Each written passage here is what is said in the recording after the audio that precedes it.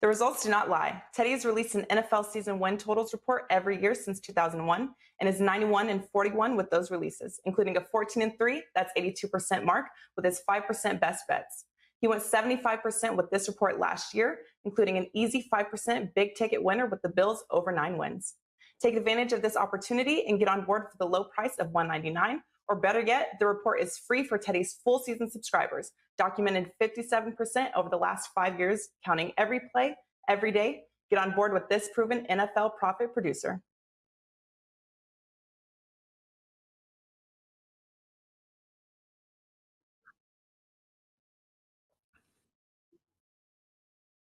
Hey guys, Carmine Bianco, WagerTalk.com. This is the Stoppage Time Euro Championship Final Edition.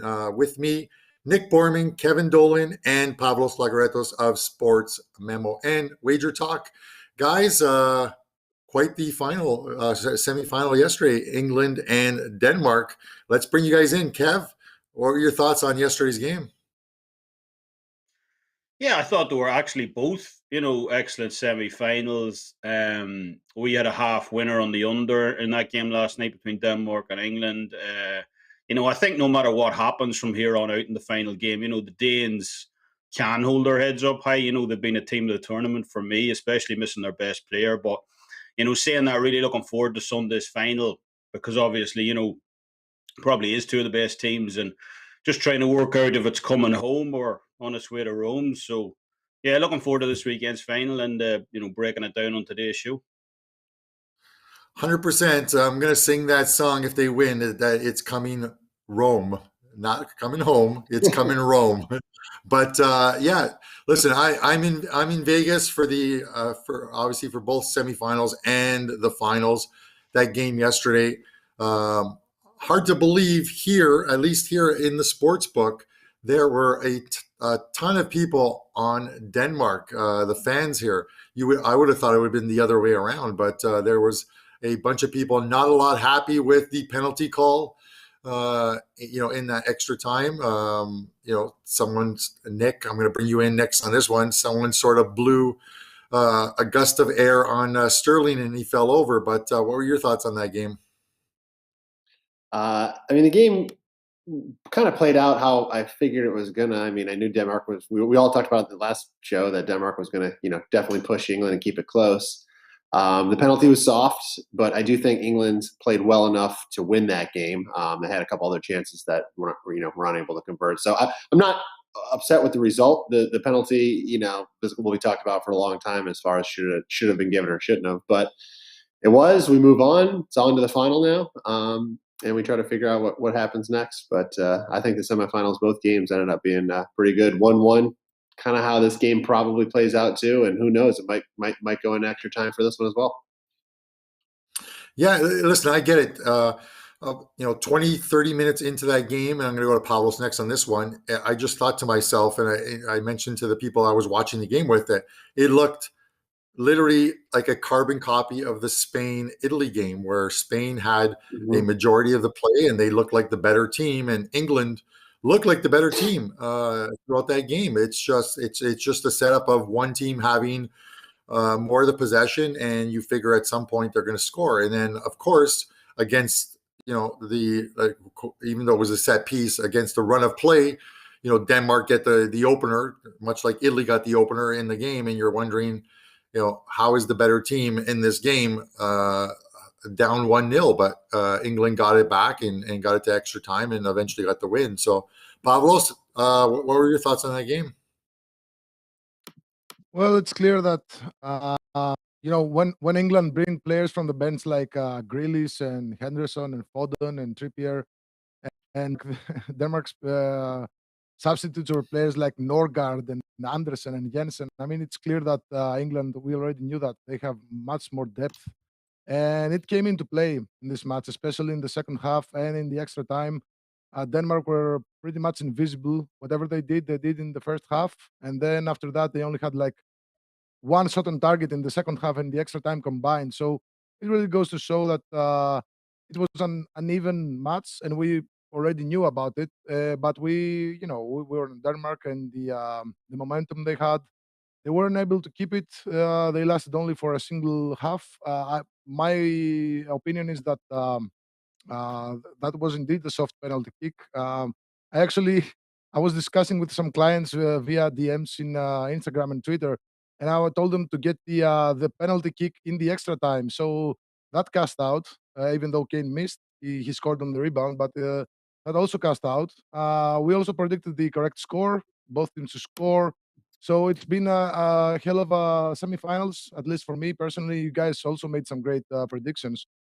So we're looking to bring that to the final, where there's a lot of stuff to talk about, a lot of props, a lot of a lot of different ways to see that. So I'm really excited. Yeah, and we're going to get to that final in a second. And also, kudos go out to Kevin, because I'm pretty sure on the Tuesday Stoppage Time show, I think he said England to win in extra time, which was something like plus 850 or so. So that's a pretty good hit there. As far as myself, I had Italy in their quarterfinal, in their semifinal, I had Italy to advance as my play, and a half win on the under 2.25 goals in the England game. So I'm just happy to put a couple in the win column as far as that goes. And now we move on to this final. Let's look at the odds for this game. Obviously played on Sunday. Italy is plus 200. The draw is plus 205. England, the slight favorite, obviously at plus 163. This is literally a pick'em on the two-way betting line. And I'm going to go right back to Kevin on this one first, on this game. Your thoughts on this? Is this another game that literally sits on that total of 2, and we see what we've seen in the quarterfinals and semifinals, which is games going into that extra time, 30 minutes, and possibly penalties? Well, I wouldn't be surprised. It is a really interesting game. I think, despite all the props to Denmark, they've been fantastic. I think this is the game that most people would have liked to see, maybe Spain. But I still really haven't had time to fully digest last night's game in terms of breaking it down. We only just watched it last night. I like to, kind of revisit these games to a degree. But, just from the first glance, England, they looked impressive, no doubt. As you guys mentioned, was it a penalty? Not to me at least. And look, if that game drags on another 20 minutes or so, the penalties, I, for one, would rather have Kasper Schmeichel in my team than Jordan Pickford. So, England were definitely a little fortunate with that penalty decision going their way. But, overall, I think, as Nick said, based on the whole balance of play, I think you'd have to say England kind of deserved to go through, and move into the final here. On the other side, I had a big, 5% ticket on Italy plus 0 on Tuesday. Fully expected the Italians to show up, take care of business against, what had been up to that point, at least a fairly pedestrian-looking Spain team. But, what a performance from Spain. I thought Dani Olmo, Pedri in particular, were absolutely superb. They tore through that Italian central midfield. And when Chiesa got that opening goal completely against the run of play, I thought personally I'd really got out of jail, in that one. And, that'd be the concern for me here too. Spinazzola, who we mentioned on Tuesday's show, as being Italy's star player of the tournament so far, he's out. We know that. And now we're in a situation too where Chiesa, arguably Italy's, second best player, he's still likely to start, but he might be short of being 100% here on Sunday as well. So I'd really like to wait and find out exactly his status before, jumping in here with a big play. Because while Berardi did create problems for Spain when he came on in that second half for Immobile, Chiesa just seems to have that element of magic right now. And, he would definitely be the first choice for me over a replacement like Berardi if he's to start here. Bar that central defensive area for Italy, I think England have the stronger squad right across the park here. I think Shaw, Kyle Walker, Saka, Sterling, I think they can find a ton of success down those wings on Sunday, just like Spain did, and create a ton of problems for Italy as a result. But, unlike Spain, as Pavlos mentioned, the talent that this English side have available to them is just unreal. Foden, Grealish, Sancho, they're all available to bring on at a moment's notice, for Southgate. So I think despite it being England's, first major tournament final since Spartacus was in the movies, I think Southgate just needs to keep it simple here. He needs to do exactly what he's been doing over the last 2 games and keep it high tempo. against this Italian backline. Both teams do have fairly miserable records in this competition. Italy haven't won this tournament since 1968. And they've lost the last two finals they're in as well. So really not great there. I'm sure we all remember, especially you, Carmine, that absolute thump when they got back in 2012 against Spain. Just got completely ran off the park. So Bonucci certainly remembers those days anyway. World Cups, yes, but, the European Championships haven't been kind to Italy and England. We know all about England in major tournaments. They've been in the wilderness since 1966 pretty much. Constant penalty heartache, semi-finals, all that. And they haven't beaten Italy in any of the last 6 attempts in a major tournament. So, there's big concerns ahead of this one for them as well. I do think home advantage is obviously massive for England here, though. That's where they've found their greatest success historically. They won the 1966 World Cup here. They came very close again in 1996 as well. So I think that will be pretty crucial for them here as well. Italy, to me, yes, their level of competition has obviously improved, but they simply, haven't looked like the same force since leaving Rome, bar those first 45 minutes against Belgium and Munich. But, in London, it's been really tough for them. This city has been the stage for arguably two of Italy's worst performances to date in this competition, against Spain last round and Austria respectively as well. So that's another concern for me ahead of this one. And, we know it's going to be a capacity crowd in a city that the Italians have, failed to show up in. But, at the end of the day, it is Italy we're talking about. Big time game experience matters. Maybe not as much as years gone by, simply because a lot of these English players have taken part in Champions League finals and so on, for example. But, this is different. This is the weight of an entire nation in England here. So I think there will be some nerves for them and, obviously a ton of pressure. And that's something the Italians can potentially, use their advantage here. Because of that, I actually quite like the outright draw, a plus 200 in this one. Nick mentioned 1-1. That's a highly probable scoreline to me as well. I think it'll be, an extremely tight game.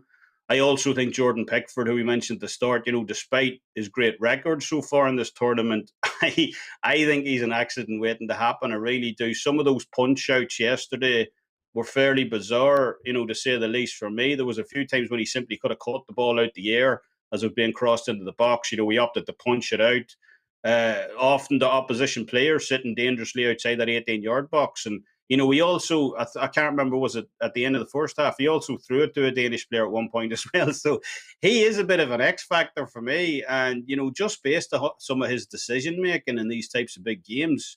So, as of right now, definitely into the draw here. But, all in all, I'll wait until we get a bit more confirmation from the Italian side before, I'll step in and make a big official play.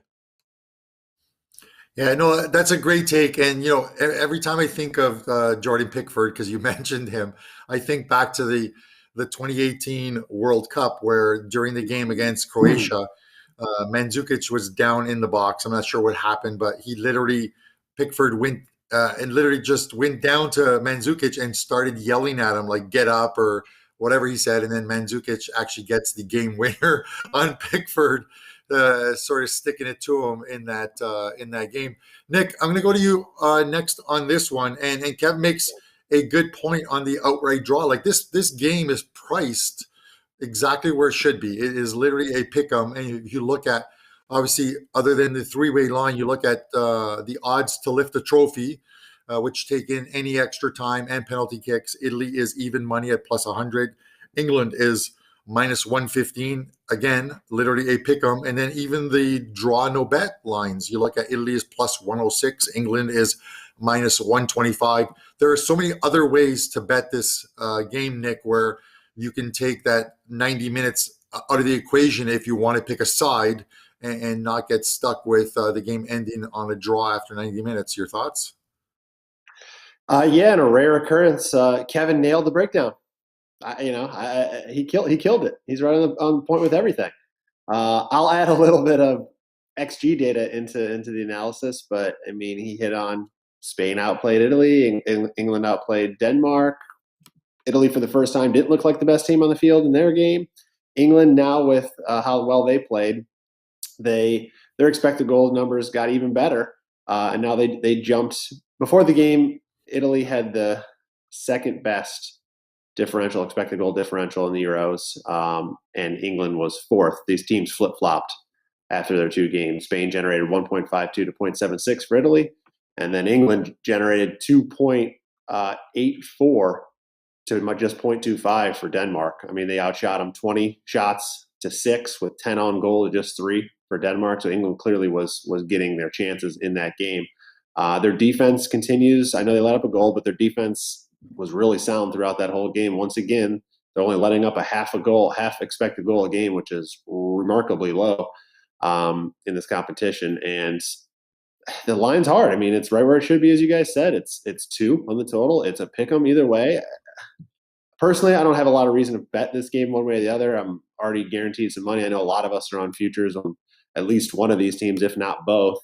So personally, I don't have a lot. And I think it's, if this game's in the middle of a 10-game slate, I would just pass right over it. I mean, there's plenty of other games I'm sure we could find value on. But if you're looking for something to bet in this game because it's the final and you want to get money on it, I see it playing out where it probably goes into halftime, maybe scoreless, but I'm thinking draw at halftime, and then you could take a winner either which way. In fact, one kind of interesting way I was looking at it is you could take the halftime full-time market, you could take tie and then Italy to win, and you could take tie and England to win. So as long as you get a tie and either team does, get victorious in regular time, not into extra time, you're going to cash a ticket. It's plus 480 for the tie England win or plus 550 for the tie Italy win. So you could take both, hope for a draw at halftime, and then get a winner before the end of 90 minutes, and you're going to cash no matter which team wins. But I mean, it's to me, it's very close. I don't feel confident in making a big bet either way. I don't. Again, it's a game I probably wouldn't be betting on if it wasn't just a final. And right now, I'm not looking at a whole lot. So I'm sorry I can't offer a lot on this as far as opinion, but I don't think it's a big reason to bet or put a big bet on this game. If you want to put something on it, you can find some prop market. Harry Kane to score is 2-1. I think he's a likely candidate. He's got his mojo back going for him, so he's probably a very likely candidate, and that's a decent price. But that's where I'd be looking at some of the props in this game versus just the regular total or side. Yeah, and it's a good point, Nick. You look at before I go to Pavlos, you look at the scoring markets, and I was just looking at them as you're talking, and it just goes to show you on what they expect as far as goals. That you look at any player to score the first goal or to score the last goal, and the odds are exactly the same. I think Kane to score the first goal is the favorite at plus 550. To score the first goal, not to score any time, but to score the first goal, and he's also 550 to score the last goal, and it's the same all the way down the lineup. And the third favorite on that sheet is actually no goals scored in the game at plus 575. So it really is. It's one of those games, Pavlos, where you start to, other than maybe looking at a team, you start to look at the markets for cards and corners, and I know that's what you're going to be doing. So any idea on where we're going here? Yeah, you made a great point. Actually, all of you guys made great points, and this hopefully looks like an under match to me. The line is two goals, so the under 2 looks like a safe option here. I mean, this match could well end as a goalless draw. So the 0-0 draw goes at around plus 600, and the 1-1 draw goes at plus 500. So I'm gonna be looking at those two exact scores really, really carefully. I'm gonna make my decisions maybe tomorrow, unless until we get some, last minute updates. What I'd like to say is that Kyle Walker, he was excellent in the match against Denmark. I mean, the guy was all over the place. He made deep runs down the right flank. He operated as an extra center back when needed. He made some runs and some crosses. I mean, the guy was doing overhead flips. He was all over the place, and it's just a testament of how good a player Kyle Walker is. So looking at the props, at the player props markets, I like Kyle Walker to give an assist at plus 1800. I know it's gonna be a tough match. I know there's gonna be like maybe one or no goals, or maximum 2 goals, at least in my perspective, as it is right now. But I like Kyle Walker to give an assist at plus 1800. I also like Harry Kane to give an assist at plus 700. we all know what he did with Tottenham this season. I don't remember the exact number, but he dished out an awful lot of assists for a guy who's, Harry Kane, the target man of your squad. So he also gave an assist to Sterling, but Sterling couldn't get it in. So in the match against Denmark. So I like Harry Kane and Kyle Walker to give out assists. I also saw Harry Maguire. He was he was threatening a lot with his head from set pieces. So Harry Maguire to score from a header plus 1100. And the same goes for Giorgio Chiellini, but at a much higher price, plus 4,000 for Chiellini to score from a header. I also wrote it in my write-up. Chiellini has 2 disallowed goals already in the tournament. So and he's always a threat in the set pieces, and I like that price. It's just too much. And another price that I like too much, and bear with me on this one. If the match is if either team is behind at the final stages of the match, then the goalkeeper is bound to move up to the other side of the pitch in a potential set piece. So I'm looking at DraftKings, and any player to score, they have like 5 or 6 different players. Any player to score from the center circle goes at plus 50,000. So in the event that one of the 2 goalkeepers pushes upfield in the to try to score like a late equalizer or something, sorry, I really like the something that has never happened. It almost happened with Patrick Schick in that Czech Republic match. But I like Harry Kane to score from the center circle at plus 50,000. I mean, I'm just gonna throw a couple of bucks there, just to have something to look forward to. And another prop that I really like is in the event that Berardi, Kevin made some great points about Berardi. In the event that he comes from the bench, there is a prop at DraftKings that says Berardi to score, to come on as a substitute and have a shot on target. He just needs to come in as a substitute and have just a shot on target. And that includes extra time. Is at plus 300. And I find great value in that. I think that Berardi will not start. I think Insigne and Chiesa will start. So in the event that he doesn't start, I like Berardi to come on as a substitute and have a certain target at plus 300. And I'd also like to make a comment about England and the whole coming home. It was never home, guys. They've never won the Euros. So I mean, Greece, we have won the Euros, so they now have the exact same amount of final presences in the Euros as Greece. So if they win, we're going to have a different discussion. But football is not coming home. No, and listen, I get it, and and I'm actually going to give Kevin the final word on this show and stuff. But I'm going to float this one out there, plus 1150, so 11.5 to 1 on 2-0 Italy. So throwing out there, a little biased in that selection, boys, a little biased in that selection, but the Azzurri I think they can get it done. Denmark held tight yesterday, other than the own goal and then obviously the penalty. What they provide, or what Italy provides that Denmark didn't have, is more scoring, probably a little more a solid midfield and defense. So we'll see. We'll see what England can do. Obviously, England were one of the tournament favorites coming in because they'd have to. If they made it to the final, they would play 6 of their 7 games, at home at Wembley, other than playing in Rome, one of their games. And this is how it was set up. This is how it is. So, obviously they're slight favorites for a reason here, but the game is played on the field, on the pitch, 90 minutes plus 30 minutes extra time and penalties, and we'll see the way it goes. Kev, final thoughts on this one, and then we'll close it out. Well, I know that Kasper Schmeichel's in full agreement with Pavlos anyway, if anyone's seen that interview about his coming home. But, as we said, the draw, I'm a little bit like Nick in respect of, look, we have that plus 650 ticket. Oh, sorry about that. We have that plus 650 ticket on England. We took it before the Germany game.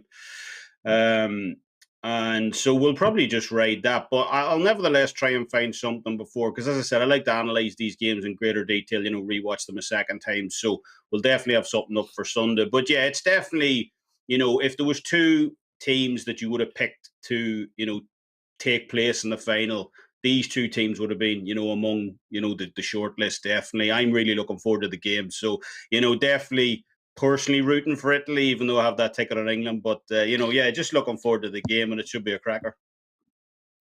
All right, awesome. Kevin Dolan, Nick Borrman from WagerTalk.com. You can get their plays there. Pavlos Laguretos at SportsMemo. Everyone, thanks for tuning in. Hit that like button. We'll be back on Tuesday. I'll be back from Vegas on Tuesday, hopefully with a Euro Finals win in the bag as well too. And we'll recap that game, and then we'll start looking at the new seasons in Europe that are just over a month away from starting. So we'll do that in some MLS soccer as well. Thanks for tuning in, guys. And as always, good luck with your wagers.